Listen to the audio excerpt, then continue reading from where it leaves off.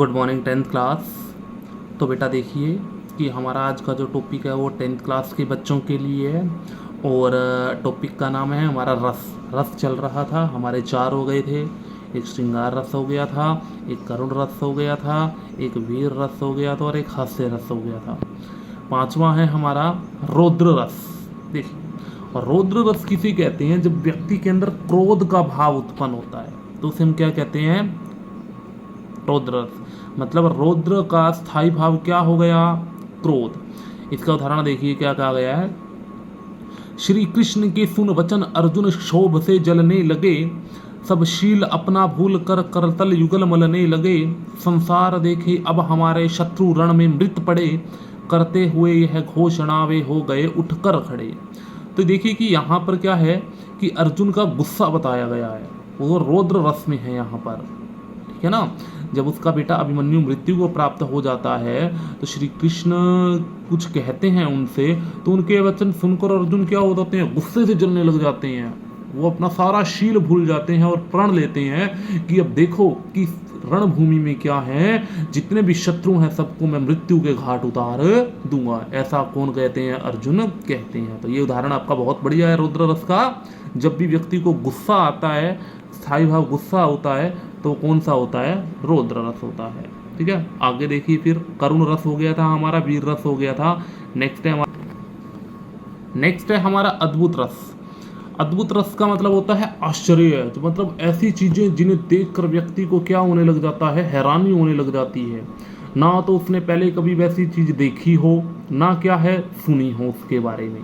जैसे इसका उदाहरण, देख यशोदा शिशु के मुख में सकल विश्व की माया, क्षण भर को वह बनी अचेतन हिल न सकी कोमल काया।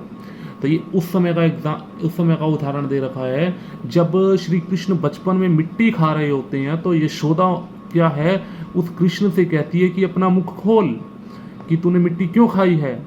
तो जैसे ही श्री कृष्ण अपना मुख खोलते हैं तो उसके मुख पे पूरा ब्रह्मांड उसको दिखाई देता है। तो वह हैरान हो जाती है, अद्भुत रह जाती है, उसने ऐसा पहले दृश्य नहीं देखा होता। तो यहाँ पर उसको हैरानी होती है, इसलिए यहाँ पर कौन सा रस है? अद्भुत रस है। जैसे क्या, वाह क्या ताज है, ठीक है ना। मतलब ताजमहल की सुंदरता में एक प्रकार का आश्चर्य है, क्या है, ठीक है ना। तो वहां पर होता है अद्भुत रस।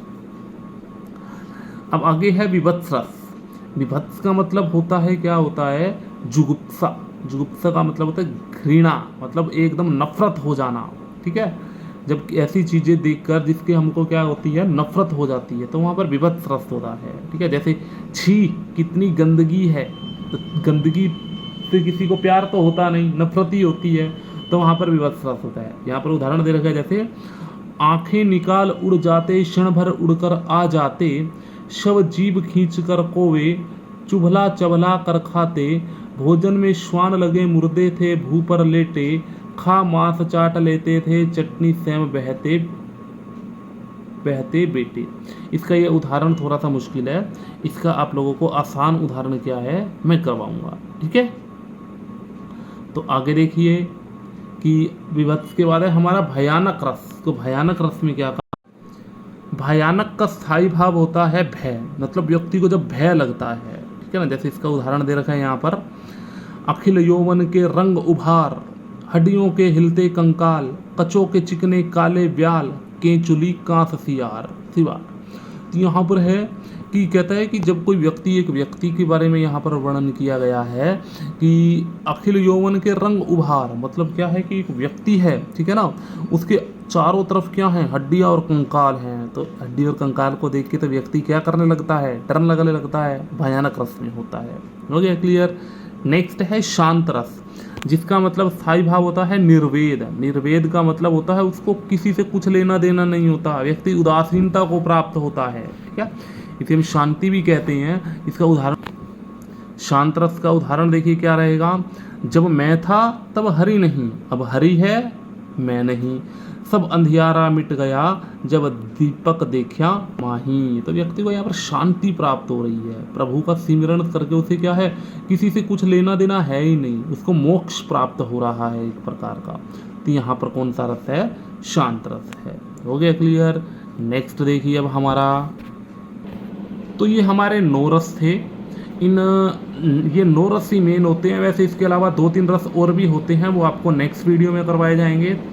तो बेटा इन सभी के एग्जाम्पल और स्थायी भाव आपको क्या करने हैं, लर्न करने हैं। हो गया क्लियर? ओके बेटा, थैंक यू। आज के लिए इतना काफ़ी है।